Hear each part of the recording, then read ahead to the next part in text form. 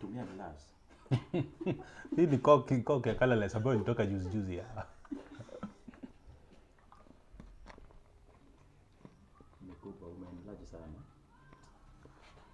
Ama nisongeze ngoja acha. Ndio tuko live.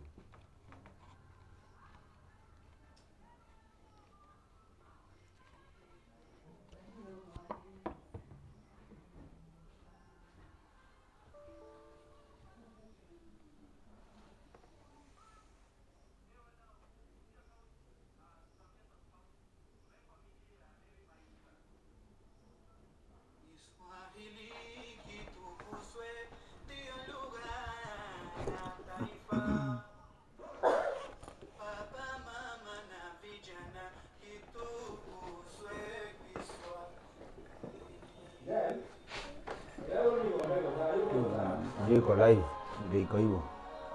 Already iko live. Ngoja usinini basi. Kwani wewe is my miwani?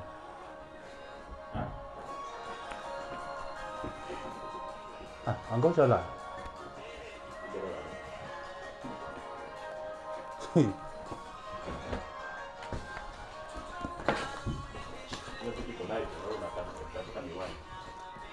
Asa nono hola hori warire. Ije olosi hosa bibindu binyala bya hola oli hata muundo bahari nini tunasafanya nini ama muundo tunaangazia nini katika shairi.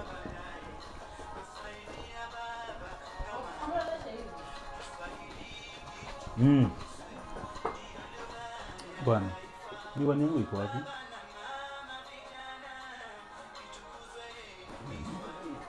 Ile miwani yangu ile iko gani?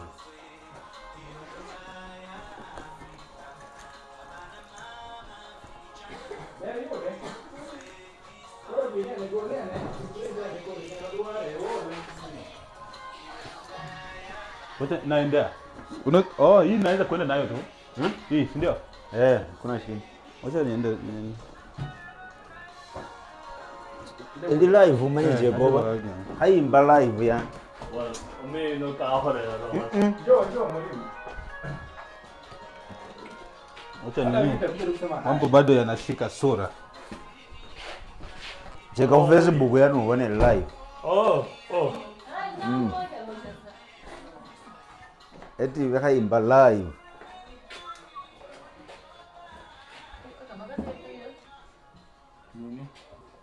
Facebook. Benje. Roba Jeff Koinani.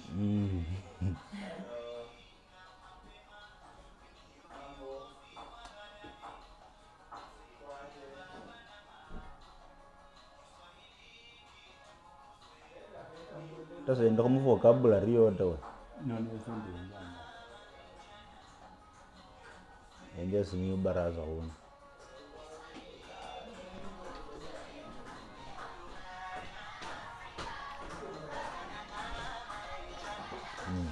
Nani kwa live?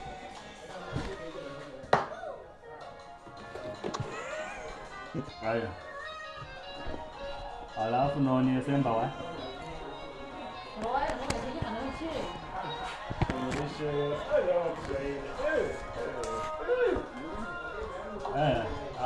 Friends of Bayer Leverkusen. Yes, that should be a good player of there. And of course, I know will be there. But Bona, for me, I'm wishing you all the best.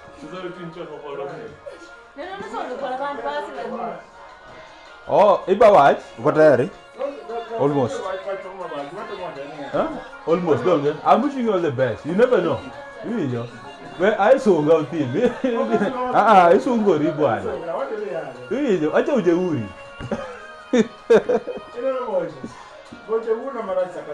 Boy man.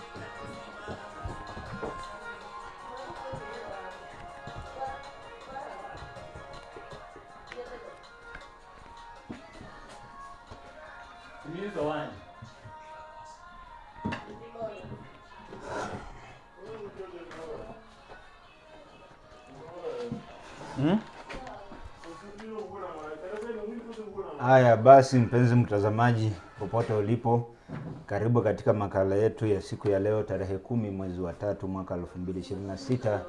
Siku ya Mungu, siku ya Jumanne ambayo ametujalia mimi pamoja nawe neema, ndio maana tuko wazima. Leo katika meza yetu ninaye mjomba mkuu katika hii idara ya Kiswahili, ana tajriba na pia ni mtahini karatasi ya pili katika mtihani wa kitaifa.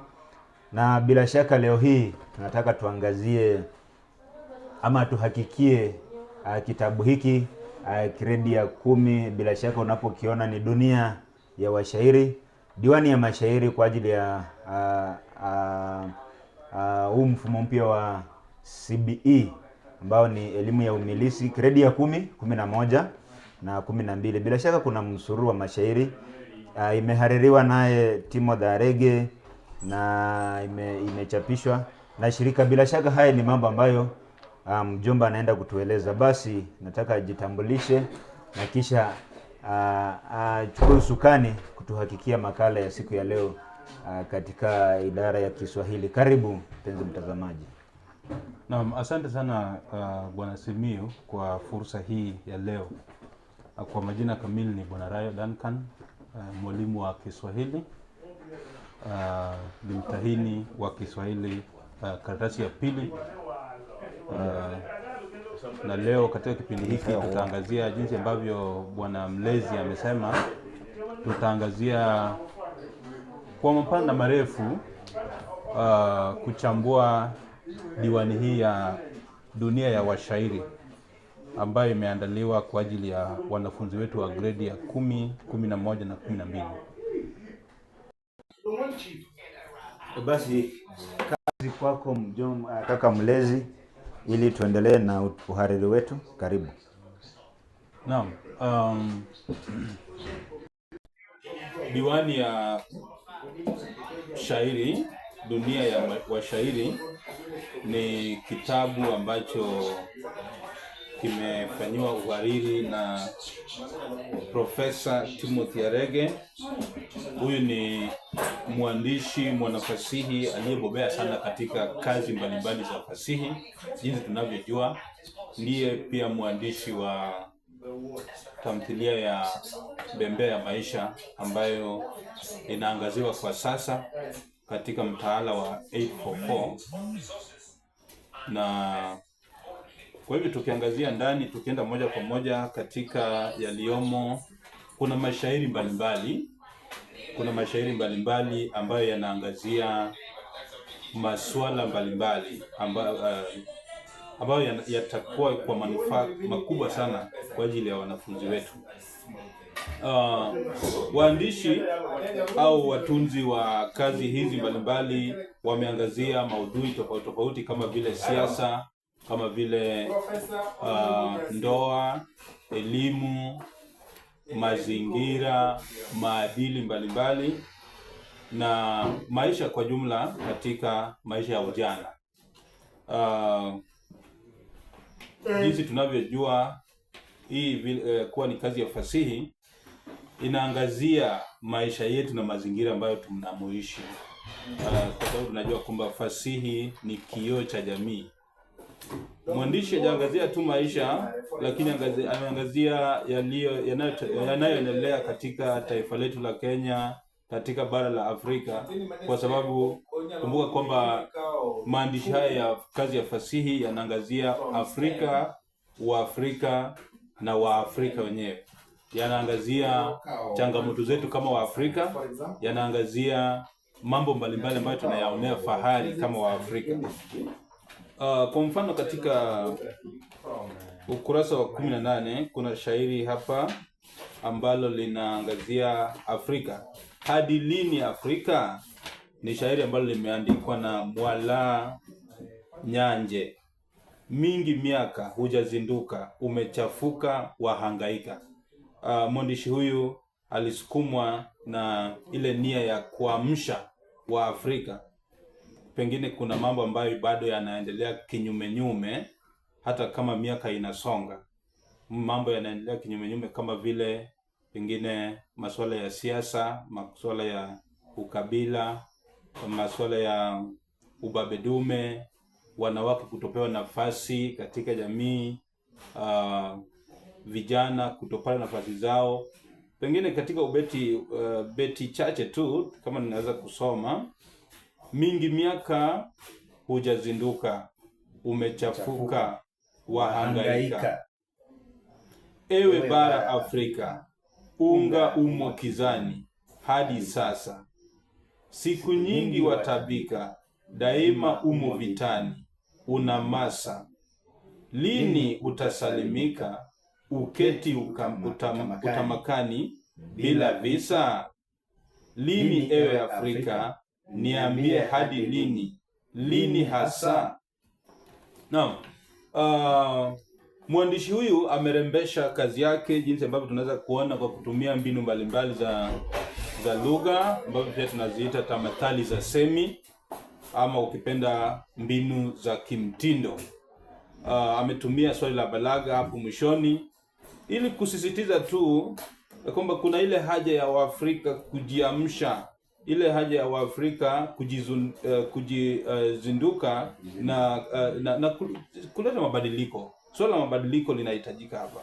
Ubeti unaofuata: tazama upo mtini kwa njama za majirani, waama uliodhani, wanyama na mafatani, wauma ndani kwa ndani, mekwama hushuki chini. Mekwama hushuki chini. Je, unyama umewatoka wanyama na kuwaingia binadamu? Kama Waafrika tunafaa kujiuliza maswali kama hayo. Ubeti unaofuata: chini unaitamani ingawa una madini na vito vyenye thamani, ungali umaskini, utasalimika lini?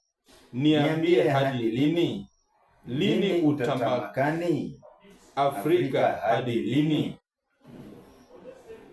Hadi lini?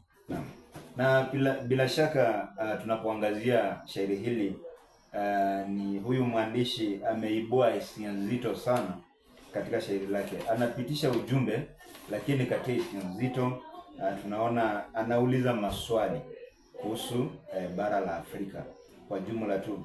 Natumai ni anaangazia maudhui yapi katika shairi hili mjomba? Iwapo unaweza angazia swala la ujumbe na maudhui, na tueleza huenda anataka viongozi wawajibike au ni raia, ama anaangazia tu kwa jumla watu wote walio raia na viongozi? Naam, baadhi ya maudhui ambayo yanaangaziwa hapa ni pamoja na maendeleo kukwama na haja ya maendeleo hayo kutuzalishia matunda. Unajua, tamanio letu kama Afrika tangu tupate uhuru ni kwamba hatukuwa tunataka tu uhuru wa kupeperusha bendera. Kupeperusha bendera katika magari ya viongozi wetu, kupeperusha bendera siku za Jumatatu na Ijumaa, sio hoja. Tamanio letu kama Afrika ni kuona kwamba ule uhuru ambao tulipata unatuzalishia matunda. Na kwa hivyo unaweza kuona kwamba mwandishi anauliza tuna madini, sivyo? Ubeti upe: chini unaitamani ingawa una madini na vito vyenye thamani, ungali umaskini. Je, tuna uhuru wa kuzalisha matunda ama kuona hayo matunda kutoka kwa madini ambayo tunayo? Kwa hivyo pia anaibua swala la utegemezi. Swala la utegemezi ni kwamba ni kama bara hili kuna mahali linategemea sana. Bali hawajitegemei wenyewe. Kwa hivyo katika swala la uhuru ni kama bado uhuru umekuja, lakini ni nusu mkate. Na hata ukitazama lile shairi ambalo linafuata la maendeleo, bado mwandishi ni yule Mwala Manyanje. Naam, nadhani kwamba huyu alisukuma sana ile dhamira ya kutaka maendeleo kuonekana katika pembe zote za Afrika. Naam. Nasema maendeleo ni kazi itendwayo ikafana. Maendeleo ni kazi kila mtu kung'ang'ana. Maendeleo si hozi na si ndoto za mchana. Maendeleo ni kazi. Kwa hivyo ni kama anaangazia kwamba ili maendeleo yaonekane lazima kuwe na kazi ambayo inafanya. Na kazi ndio thibitisho hasa ya kwamba kuna maendeleo. Pia anasema maendeleo ni bongo nao moyo kutiana. Maendeleo ni lengo, kila mtu kung'ang'ana. Maendeleo si jengo, kutaka kujenga jina. Maendeleo ni bongo. Basi ni kama pia nataka watu watumie akili. Watumie akili. Na vile vile si kueneza tu jina lako, la kwamba wewe unakanyaga migongo ya wenzako ili kufaika. Wenzako wanakula kama kuku lakini wewe unakula kuku mwenyewe. Sio maendeleo, sio maendeleo. Naam. Alafu beti watatu tunasema maendeleo ni sasa, ubora uzidi jana. Maendeleo ni hasa, kila mtu kung'ang'ana. Maendeleo si pesa, kama akili hapana. Maendeleo ni sasa. Safi. Naam. Maendeleo si pesa, kama akili hapana. Kama akili hakuna. Hajakataa kwamba usiwe na pesa, lakini amesema maendeleo kama ni pesa basi kuwe na akili pia. Na pia kuwe na akili. Kuwe na akili. Kwa hiyo anahimiza wanafunzi walio shuleni kwamba hata kama kwenu kuna mali, lakini pia jitume shuleni uwe na akili. Naam, ujitume uwe na akili. Kumbuka tunavyowasisitizia hasa kupitia kwa haya masomo ya mashairi na fasihi, kuna aina mbili za elimu. Kuna elimu ya shuleni au darasani, na pia kuna ile elimu ya maisha. Na tunasisitiza sana katika jamii ya leo, wanafunzi kwanza wapate ile elimu ya maisha. Elimu ya maisha itakufanya upae katika nyanja mbalimbali. Elimu ya maisha itakusaidia kuinua wenzako. Elimu ya maisha itakusaidia kuwa na maadili katika maisha. Kwa hivyo maendeleo si pesa tu, lakini kwanza akili. Akili itakusaidia kujivusha katika mambo mbalimbali. Kumbuka kwamba dunia tuliyo nayo hapa ni kama upepo. Itakuvusha, itakuyumbisha, itakuchanganyisha. Lakini usipokuwa na akili basi hutakuwa na la kesho. Katika ubeti unaofuata pia ameangazia swala la elimu. Maendeleo elimu kuwa nayo kila mwana. Maendeleo dawamu, kila mtu kung'ang'ana. Maendeleo si damu, hayawi kwa kupigana. Maendeleo elimu. Naam, nimefurahia sana jinsi ambavyo mtunzi huyu ametumia uhuru wake kama mtunzi pia. Kama mtunzi, naam, ametumia maendeleo elimu, ametumia udondoshaji ama tunaweza kusema inkisari, kufupisha ama kupunguza idadi ya silabi. Naam. Imemsaidia sana kuleta ile hali ya kimuziki na vile vile kuzingatia arudhi za kishairi, lakini ujumbe umefika nyumbani, ujumbe unawasilishwa. Naam. Katika kila ubeti anasema kwamba kila mtu kung'ang'ana. Inamaanisha kwamba kila mtu amepewa nafasi sawa ya kung'ang'ania. Hakuna lawama kwamba viongozi wafanyi kazi. Je, wewe mwenyewe wafanya nini? Kila mtu amepewa nafasi sawa kung'ang'ania haya maendeleo. Na nimefurahia sana kwa sababu katika shule yetu hapa tumewapa wanafunzi nafasi sawa ya kung'ang'ania maendeleo katika nyanja mbalimbali, katika masomo darasani, katika talanta na vipaji uwanjani, katika masuala ya kidini na kadhalika. Uhuru wa kujieleza. Naam. Anasema maendeleo si damu, hayawi kwa kupigana. Je, hao wenzetu wanaona kwamba lazima upigane na maendeleo? Tusimwage damu. Maisha ya binadamu ni takatifu, tumepewa na Maulana. Kuna haki ya kumwaga ama kusababisha mwenzako kumwaga damu. Tusipigane ili kukanyagana na kumalizana. La hasha. Kwamba tusipande ngazi kwa kushusha wengine ambao pia wanapanda ngazi. Si furaha yetu, bali tushikane mikono na tupande pamoja nao. Ndio hiyo sasa. Basi katika ubeti wa mwisho na maendeleo ni sera ambazo zatakikana. Maendeleo ni gera kila mtu kung'ang'ana. Maendeleo si kura na lifanywalo hakuna. Maendeleo ni sera. Swala la siasa hapo. Swala la siasa, unajua katika jamii yetu hapa tunajua kwamba matabaka mbalimbali na kila mmoja anapigania ile nafasi ya tabaka la juu. Kunao wapiga kura na wapigiwa kura. Maendeleo hayataishia pale katika kupiga kura tu, na jambo hili limesababisha tumelia kwa miaka mingi ya kwamba ile siku ya kupiga kura tunafurahia ya kwamba mwenzetu ambaye tunampigia kura ameshinda uchaguzi, lakini hayo hayaonyeshi maendeleo. Je, atazamia kazini? Tutaona matunda ya ile kura yetu, ama mambo yatakuwa namna gani? Kwa hivyo maendeleo si kura tu na lifanywalo hakuna. Iwe ni kura, na baada ya kupiga kura tuone kile ambacho kinafanywa. Pengine tukiangalia swali la mwisho tukielekea tamati, tukiangalia ufundi wa huyu mwandishi Mwala Mnyanje, ukilinganisha mashairi haya mawili, Hadi Lini Afrika na Maendeleo, tunaona kwamba kuna shairi moja ambalo ni huru na pia shairi moja ambalo ni la Rudi. Kwa hivyo una maoni yapi kuhusu ufundi wa mwandishi ambaye ametunga kazi hizi mbili tofauti? Mwandishi ametumia ufundi wa hali ya juu, na kwanza niseme kwamba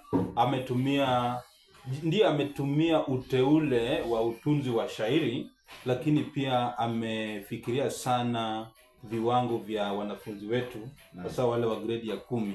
Hajatumia maneno magumu sana. Ametumia lugha nyepesi kidogo ambayo inaeleweka kwa ajili ya hao wanafunzi wetu. Ametumia vile vile uhuru wa mshairi katika mashairi yote mawili, na katika hilo shairi la pili tunaona pia amezingatia ile bahari ya Kikwamba. Ile bahari ya Kikwamba. Kwa hivyo ni kama ameanza kuwaleta wanafunzi katika ule uwanja ama ile hali ya ufundi. Ile hali ya usanii, ya kwamba kila mwanafunzi anaanza kuona kando na maadili na yote ambayo yanazungumziwa hapa katika kama maudhui, pia mwanafunzi analetwa katika ile hali ya ufundi, kutumia lugha kiufundi katika kazi yake. Naam. Basi mpenzi mtazamaji, tumefika ukingoni mwa kipindi chetu cha leo, ila hatujafika ukingoni katika kuhakiki diwani ya mashairi, dunia ya washairi. Tukipata muda tutazidi kutangamana, kutakuzana pamoja nawe ili tukuletee mengine mengi yaliyomo katika diwani hii, na pia ni manufaa kwa yule mwanafunzi wa gredi ya 10 akiweza kupata muda pia akafuatilia ukurasa huu katika mtandao wa Facebook Simiyu Barasa. Atakuwa na manufaa na faida nyingi kwa ajili ya kujiandaa pia kuwa mwandishi ama mhakiki wa mashairi. Bila shaka nimekuwa naye Bwana Rayo ambaye nilikwambia awali kwamba ni mtahini wa karatasi ya pili katika mtihani wa kitaifa kwa shule za upili. Pia iwapo una swali ungependa kujua, sidi kutufuatilia, utoe maoni yako, na kama ungependa kumfikia namna gani pia utauliza swali na bila shaka utanufaika. Pengine jambo la mwisho, mtahini na mhakiki, tuzidi kuwa pamoja. Ni mimi kwangu ninawaombea baraka na neema za Maulana. Kumbuka kwamba siku zote Maulana hali wali wala halali. Kwa hivyo Mungu awafunike kwa neema zake zote. Asanteni sana. Kwa ufupi ni kwamba Maulana na ugali je? Maana hali wali.